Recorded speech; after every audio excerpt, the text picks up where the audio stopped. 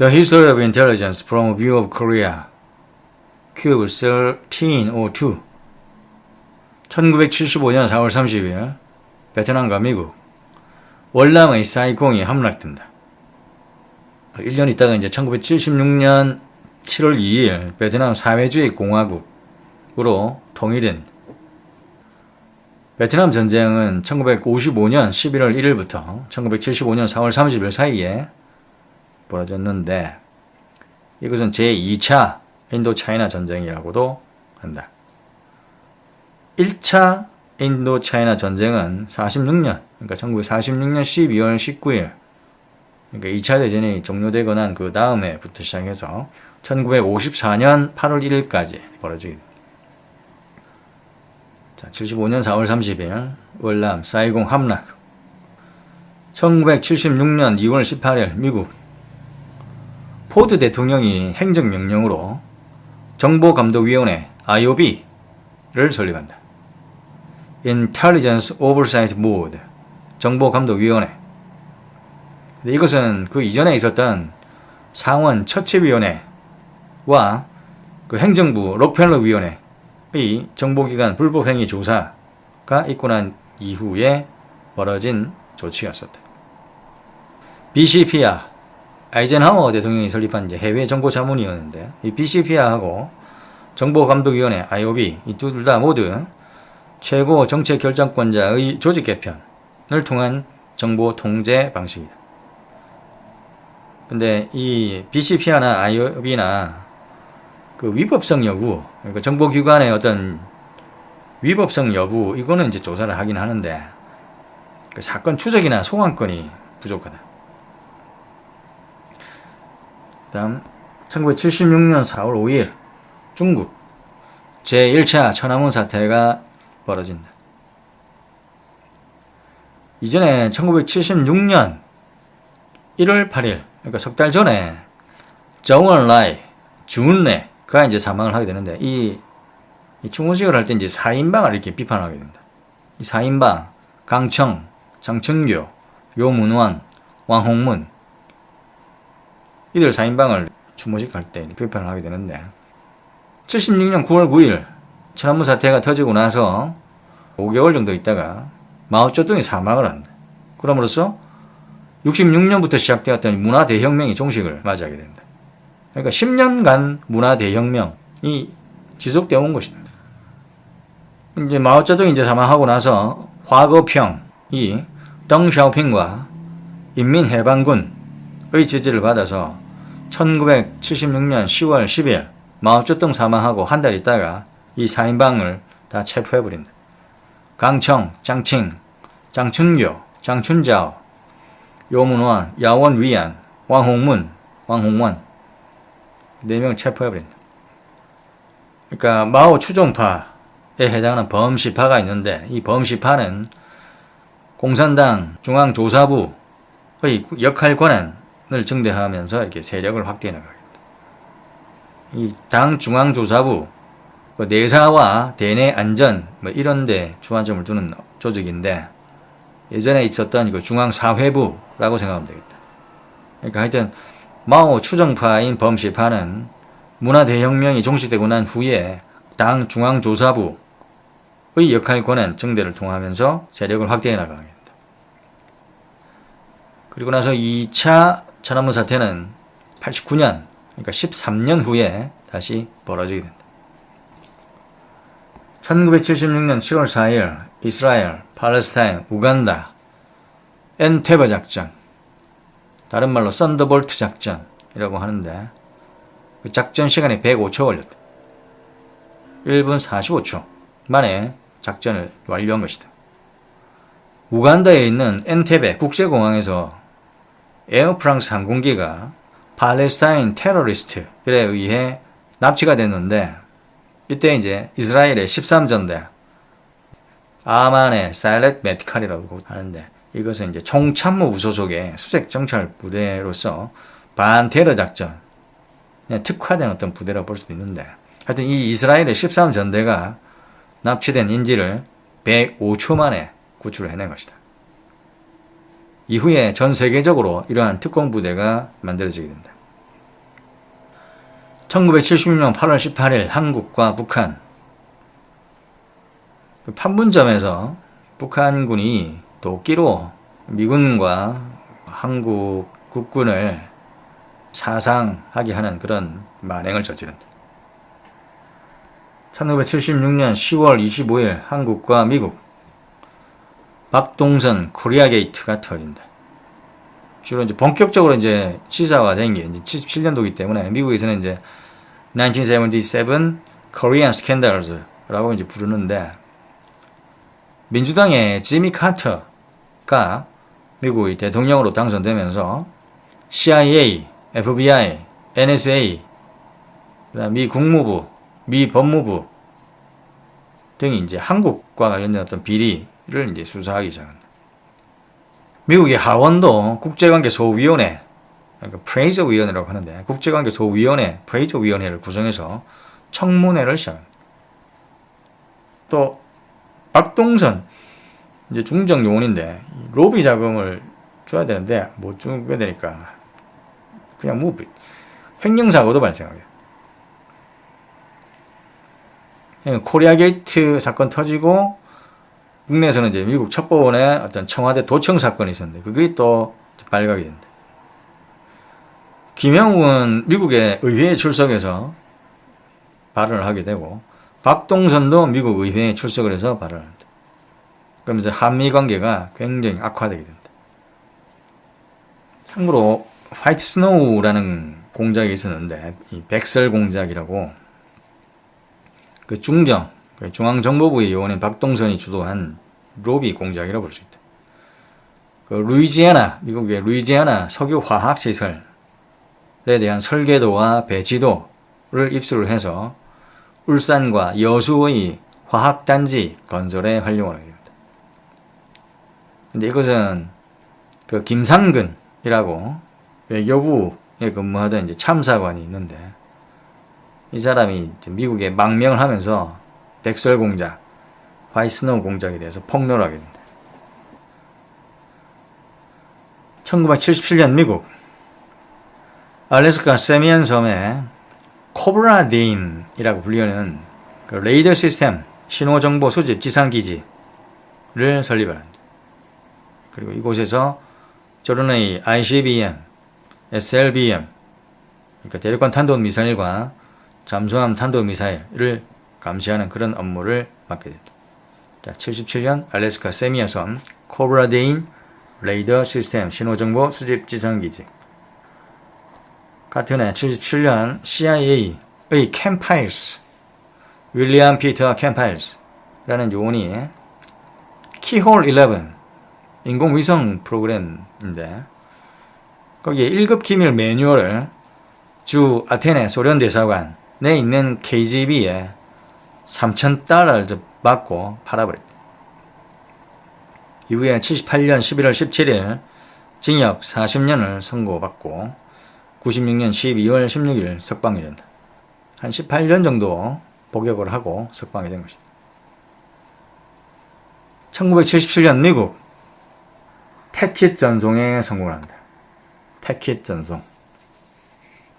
일종의 데이터 덩어리인데 캘리포니아에서 이 패킷을 쏴갖고 PRNet, 그러니까 패킷 라디오 네트워크라고 이제 무선 통신으로 이게 PRNet에 전송을 하고, 이것이 다시 이제 알파넷 군사 정보망인데 알파넷으로 이제 갔다가 알파넷에서 다시 이제 위성으로 셋넷 위성통신 세틀라이트 네트워크 셋넷으로 갔다가 그 위성에서 다시 미국 동부로 보내고, 미국 동부는 다시 이 패킷을 유럽으로 보냈다가 다시 또 유럽으로 보낸 패킷이 캘리포니아로 돌아오게 되는. 근데 미국 동부에서 유럽까지 가는 건 이해가 되는데 유럽에서 캘리포니아까지 바로 가는 건 아마 과정상에 뭐가 빠진 것 같은데, 하여튼 패킷 전송에 성공한다. 캘리포니아, PRNet, 알파넷, 셋넷, 그다음 미국 동부, 유럽, 캘리포니아. 근데 이 패킷 전송에 성공하기 이전에 몇 가지 건들이 있는데, 1945년, 그러니까 2차 대전이 끝나는 해에 버니바 부시가 As We May Think 라는 글에서 광학기계를 통한 문서 저장, 다시 광학기계를 통한 문서 저장의 개념을 제시한다. 그리고 문서 항목 간의 상호 연결기계 MEMX, 이 개념을 제시하는데, 이 MEMX가 뭐냐면 이제 Memory Extender 혹은 이제 메모리하고 인덱스 를 합쳐서 MEMX라고 부른 건데, 원시 하이퍼텍스트 프로토 하이퍼텍스트 컴퓨터 시스템이 되겠다. 다시 원시 하이퍼텍스트 프로토 하이퍼텍스트 컴퓨터 시스템, 이 개념이 이제 MEMX가 되는데, 이 광학기계를 통한 문서 저장, 문서 항목 간 상호 연결 기계 개념을 버니바 부시가 제안한다.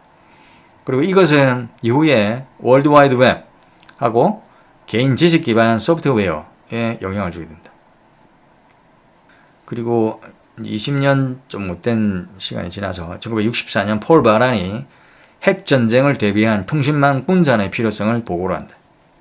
그러면서 그 분산 통신망과 관련된 어떤 기술로서, 개념으로서 패킷 스위칭, 이게 패킷이란 개념, 패킷 스위칭의 개념을 제시한다.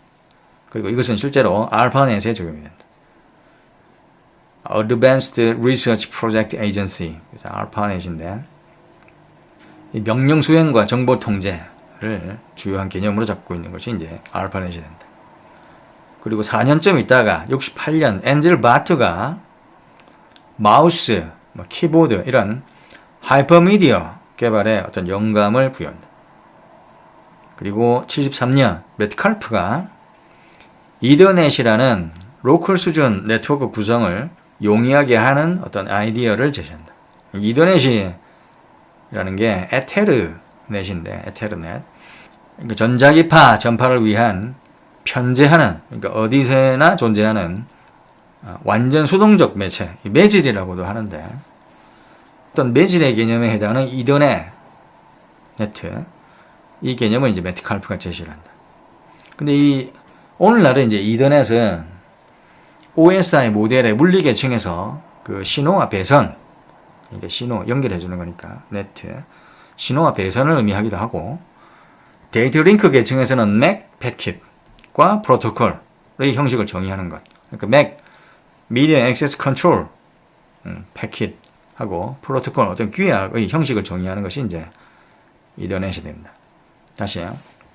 매트칼프가 처음에 얘기한 이더넷의 개념은 전자기파 전파를 위한 어디에나 존재하는 완전 수동적 매체, 그 매질의 개념으로서 이더넷이라는 개념을 제시를 하는데, 이것은 로컬 수준의 네트워크 구성을 용이하게 할 어떤 아이디어로서 이게 제시를 한 것이 이제 이더넷이고, 오늘날은 이제 이더넷은 OSI 모델의 물리 계층에서 그 연결을 해주는 신호와 배선을 가리키기도 하고, 혹은 데이터 링크 계층에서 Medium Access Control 패킷, 그러니까 MAC 패킷하고 프로토콜의 형식을 정의하는 것을 가리키기도 한다.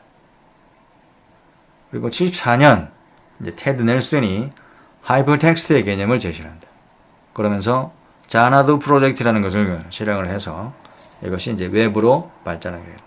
이 자나두는 이제 징기스칸의 여름 별장을 가리키는데, 이게 남경에 있는 곳이라, 이상향 이런 의미를 전달하기도 합니다.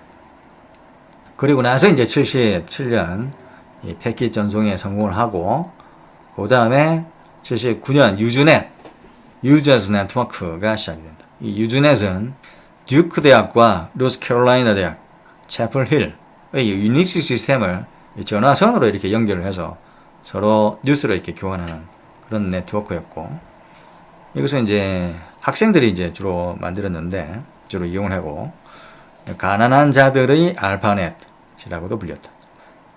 학생들이 해놓으니까 이제 학생들의 자율적인 구성, 운영을 통해 발전을 하다 보니 참여, 평등, 연대 이런 민주주의 가치를 굉장히 강조하는 그런 네트워크가 되겠다. 참여, 평등, 연대.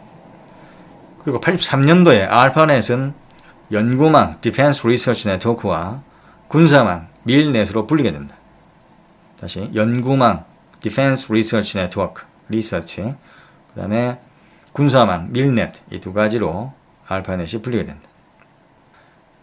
같은 해에 CS넷이라고 컴퓨터 사이언스 네트워크라고, 이거는 이제 원래 알파넷이 있는데 알파넷하고는 이제 독자적으로 알파넷에서 배제되었던 대학교에 있던 연구단체들의 네트워크가 이제 있는데 그게 이제 컴퓨터 사이언스 네트워크라고 CS넷이 있는데 이게 알파넷에 연결이 된다. 그리고 비트넷 뉴욕대하고 예일대 사이에 있었던 네트워크망인데 이제 줄임말로 이제 because it's there, because it's time 이걸 줄여서 이제 비트넷이라고 하는데 이것하고 유즈넷도 83년도에 알파넷이 연결이 된다. 그러면서 이 넷이 알파넷이라고도 할 수 있는데 이것이 전 세계적인 네트워크로 점점 더 확대되어 가는 것이다. 그리고 이듬해에 DNS, Domain Name Server 혹은 Domain Name System 인터넷 주소 체계가 구비가 되고 2년 있다가 86년 미국의 국립과학재단망에 NSF넷이 TCP/IP라는 것을 이용해서 미국 내에 있는 5개 슈퍼 컴퓨터 센터를 연결해 버린다. 그러면서 인트라넷도 이제 개발이 되고 인트라넷. 이듬해 1987년도 알파넷을 대신해서 인터넷이 그 기관망으로 자리를 잡게 된다. 그러면서 알파넷은 1989년 12월 31일 24시를 기준으로 종료가 된다. 그리고 1988년에는 제록스사의 마크 와이저가 유비쿼터스 컴퓨팅을 제시를 한다. 유비쿼터스 컴퓨팅, 유비쿼터스 언제 어디서나 동시에 존재하는 이런 뜻인데 이 유비쿼터스 컴퓨팅의 주요한 개념으로서 센싱, 네트워크, 인터페이스 앤 인터랙션, 보안과 프라이버시, 하드웨어 플랫폼, embedded software, 애플리케이션 이런 것들이 유비쿼터스 컴퓨팅의 개념으로 제시되는 것이다. 다시 sensing, network, interface and interaction, 보안과 privacy, 하드웨어 플랫폼, embedded software, application 이런 것들이 유비쿼터스 컴퓨팅으로 제시된다. 그리고 1990년 유럽 원자핵 공동연구소 던의 팀 버너스-리가 월드와이드 웹을 개발한다.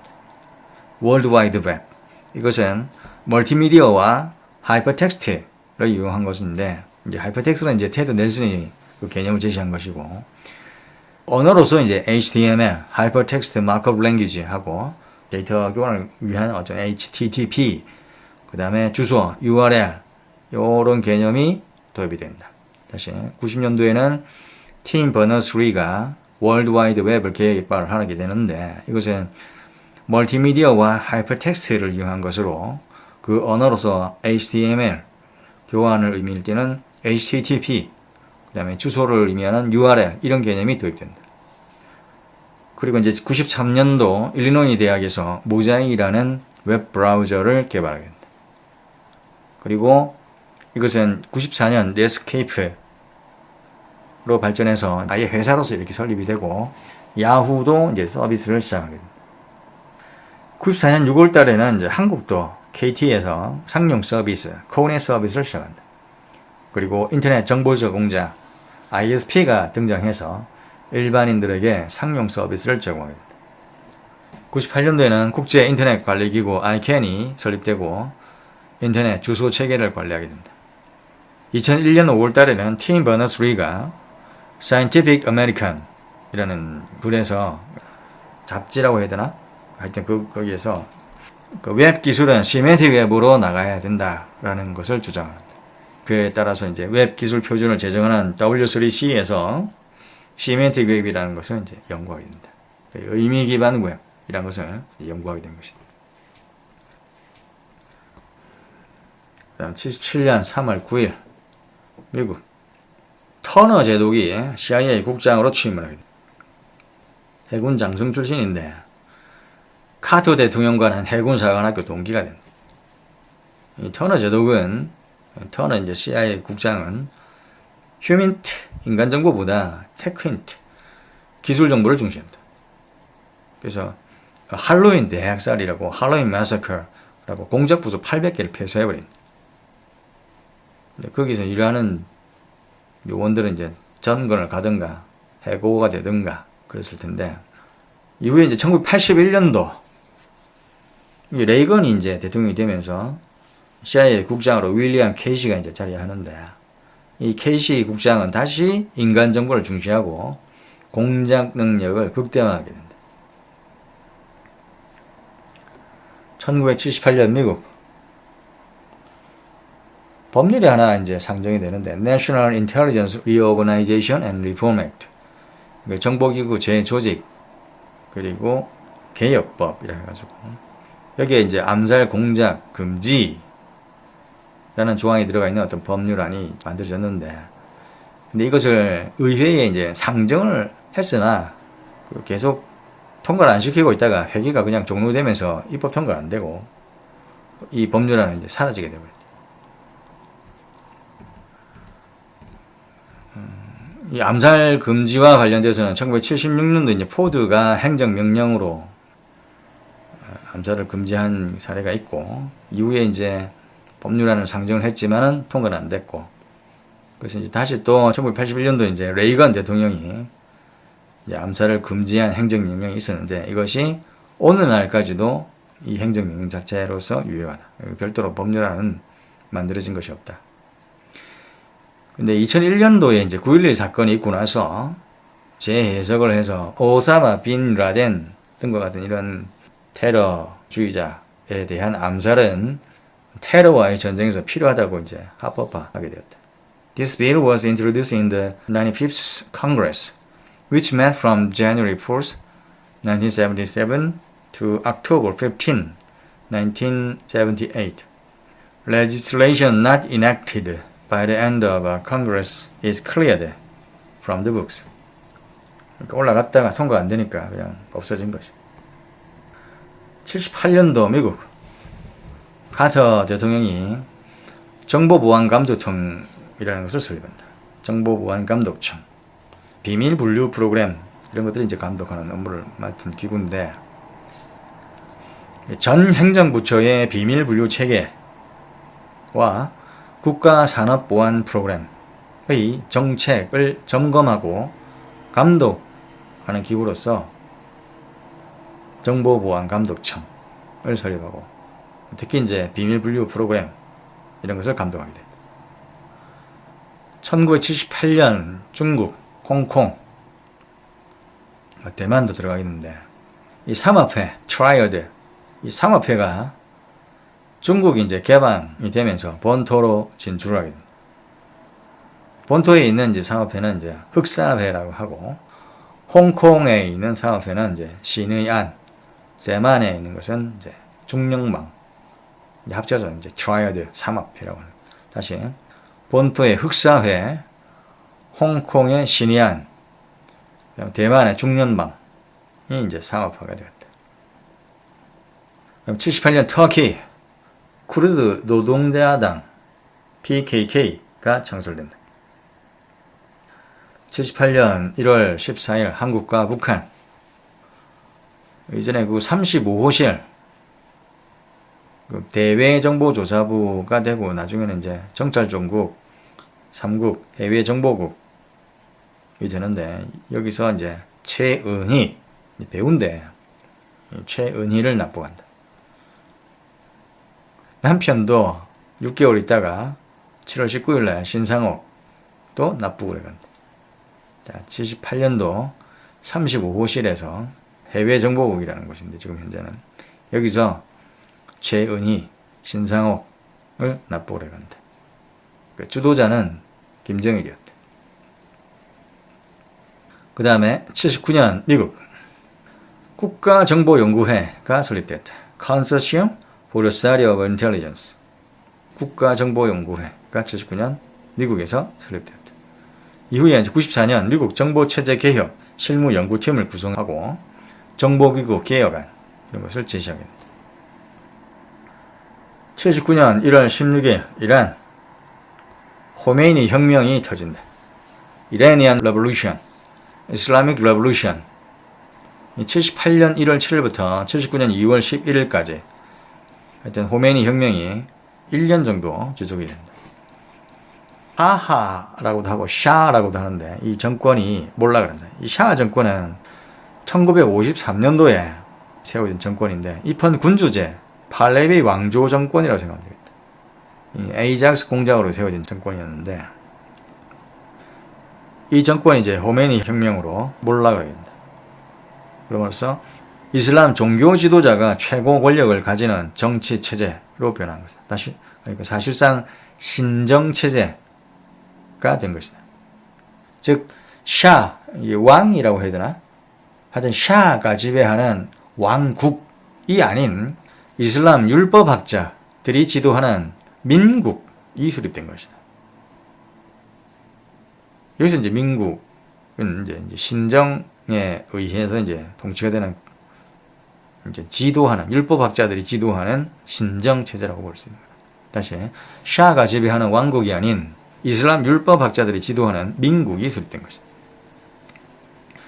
79년 11월 4일 호메니 혁명이 시작된 게 1월달부터 시작됐으니까 한 10달 있다가 주 이란 미국 대사관에 인질 사건이 벌어집니다. 이란 hostage crisis. 이게 이제 81년 1월 20일까지 오랫동안 지속되는데 그 테헤란에서 팔레비 이제 국왕이 있는데 이 팔레비를 보내달라고 이렇게 신병 인도를 요구하던 과격파 학생 시위대가 시위 도중에 미국 대사관으로 이제 그냥 들어가 버린 거예요. 담 넘어가지고 점거를 해버린다. 총을 쏠 수는 없는 거고 70명의 외교관들을 인질로 억류하게 된다. 근데 이 외교관들 중에 이란어를 구사하는 자가 한 사람도 없었다. 그래서 이제 1980년도에 이제 이란 이라크 전쟁이 이제 또 터지게 되는데 이것을 계기로 해서 전환점을 맞이해서 그 알제리가 이렇게 중재를 하면서 미국이 이 팔레비 왕조 재산, 미국에 있는 그 자산을 이란에 이렇게 주기로 반환하기로 동의를 하면서 타결이 되게 된다. 근데 그 사이에 80년 1월 27일 헐리우드 작전이라는 게 있었다. 오퍼레이션 캐나디언 케이퍼라고 해서 헐리우드라는 이름의 어떤 공작이 성공을 하는데 캐나다 대사관에 흑색 요원, 그러니까 미국의 흑색 요원 6명이 이제 캐나다 대사관에 숨어 있었는데 이 흑색 요원 6명을 아르고라는 이름의 공상과학 영화 촬영 답사팀으로 이렇게 속여서 흑색 요원 6명을 탈출시키는데 성공을 하게 된다. 그 작전이 이렇게 하루 전날에 대사관에서 있다가 이렇게 숨었다가 발각되어 갖고 이란에 의해 처형이 되어버리면 국제적인 공분을 얻어 유리해질 수 있지만 공작 실패하게 되면은 국제사회의 어떤 조롱거리가 될 수 있다라는 이유로 이 흑색 요원 6명을 구출하려는 작전을 취소를 하게 된다. 하지만 그 CIA 요원이었던 멘데즈가 탈출 작전을 그냥 강행해버린다. 전화 한 통 해가지고 결국은 이제 지미 카터 대통령이 공작을 승인을 하게 되고 실제로 이제 6명을 구출하는 데 성공을 하게 된다. 영화에 나온 말에 이제 삶은 희극으로 시작해 비극으로 끝난다 라는 마르크스의 말이 있지만 그 반대일 수도 있다 라는 말이 있다. 이 내용은 이제 1997년 클린턴 대통령이 비밀을 해제하면서 이 사실이 밝혀졌다. 그리고 한 석 달쯤 있다가 1980년 4월 24일 독수리 발톱 구출 작전 오퍼레이션 이글 클로라고 작전이 있었는데 독수리 발톱 구출 작전이 이렇게 실패를 한다. 그 NSA, CIA가 이 공작을 서로 뭐 이렇게 해야 된다, 저렇게 해야 된다 이렇게 주도권 갈등하다가 실패하게 된 건데 거기에 투입된 이제 특수부대가 델타 포스가 되겠다. 근데 실패했다. 이듬해 1981년 1월 20일 로널드 레이건이 지미 카터의 후임 대통령으로 취임식을 하면서 그 억류되었던 인질들이 석방이 되게 된다. 이란 혁명 79년 1월 16일 호메이니 혁명 Iranian Revolution, Islamic Revolution, 샤 정권이 몰락하게 된 혁명이었고 이후에 이제 이 혁명으로 인해서 샤가 지배하는 왕국이 아닌 이슬람 율법학자들이 지도하는 민국이 수립되었다. 근데 그 과정에 79년 11월 4일날 주 이란 미국 대사관 인질 사건이 벌어지게 되는데 이것은 이후에 알제리 중재하에 미국이 동결된 팔레비 왕조의 어떤 자산을 미국에 반환하기로 동의하면서 이렇게 타결되게 되고, 그 과정에 이제 헐리우드 작전이라는 게 있었고, 그 다음에 독수리 발톱 구출 작전, 이거는 실패한 걸로 있었고, 81년도 1월 20일 로널드 레이든번이 지미 카터의 후임 대통령으로 취임식을 거행하면서 억류되었던 인질 전원이 석방됐다. 1979년 10월 26일 한국 중앙정보부장 김재규가 박정희 대통령을 시해한다. 그래서 12.6 사태라고 한다. 79년 소련과 아프가니스탄, 소련이 아프가니스탄을 침공한다. 89년까지 이제 10년간 전쟁이 벌어지는데, 이때 CIA는 무자헤딘 성전사라고 하는데, 이슬람 지하드 전사, 지하드는 이제 성전이란 뜻이고, 성전 지하드, 무자헤딘은 이제 지하드 전사, 이슬람 지하드 전사라고도 하고 그냥 지하드 전사. 왜냐하면 이제 지하드란 말 자체가 이슬람 성전이란 뜻이니까 지하드 전사 무자헤딘을 지원을 하는데, 비교할 개념으로 탈레반이 있는데, 탈레반은 이제 학생이란 뜻이다. 탈레반의 모체가 되는 것이 이제 무자헤딘이 된다. 근데 이 CIA가 스팅어 미사일을 무자헤딘에 지원을 해주게 되는데, 그래서 소련의 제공권을 이렇게 제압하는 데 혁혁한 공을 세운 것이 스팅어 미사일이 되는데, 이후에 이것들을 반환을 받아야 되는 반환을 못 받아서 CIA가 애를 먹었습니다. 일본의 공안조사청, 그 사실무근이라는 그 외곽 조직이 있었는데, 사실무근, 이 외곽 조직 사실무근을 통해서 소련의 아프가니스탄 침공을 탐지했었다. 그리고 일본 공안조사청은 이 사실을, 소련이 아프가니스탄을 침공할 거다라는 사실을 미국에 제공해 줬다. 근데 이 전쟁이 터지고 나서 이제 카터 대통령이 그 소련의 에너지 수급 상황이 소련의 페르시아만 정책에 미치는 영향이 어떤가 라고 이렇게 분석을 지시를 했었다. 근데 이 영향 분석을 이제 CIA하고 DIA가 두 군데서 이제 분석 결과를 제시를 했는데, CIA는 인간 정보에 기초를 두고 이제 소련이 에너지 위기 상황을 타개하기 위해 페르시아만을 침공할 것이다 라고 이렇게 예상을 했었고, 근데 다이아는 영상 정보, 기술 정보지, 영상 정보에 기초를 해서 소련의 에너지 수급 상황이 안정적이라 판단하고 페르시아만에 공세적이지는 않을 것이다 라고 이렇게 예상을 했습니다. 정반대의 결과가 나온 것이다. 이후에 1989년 고르바초프가 소련군을 이제 아프가니스탄에서 철수를 하게 된다. 그런데 빈 라덴이, 그러니까 이제 무자헤딘에 되고 있던 이 빈 라덴이 반미 적대를 하게 된다. 1979년 중국과 베트남, 중국이 베트남을 침공한다. 이것을 제3차 인도 차이나 전쟁이라고도 한다. 근데 1개월 만에, 한 달 만에 끝난다. 베트남은 69년도에 중국과 소련 사이에 국경 분쟁이 있었을 때, 중소 국경 분쟁, 여기서 베트남이 소련을 지지했습니다. 중국 지지 안 하고. 그리고 78년도에는 중국이 후원을 해주던 크메르루즈, 폴포트가 지도하던 조직인데, 이 크메르루즈가 이끌던 캄보디아를 베트남이 점령을 해버리니까 중국이 개입을 한 것이다. 중국이 베트남을 침공을 하게 됩니다.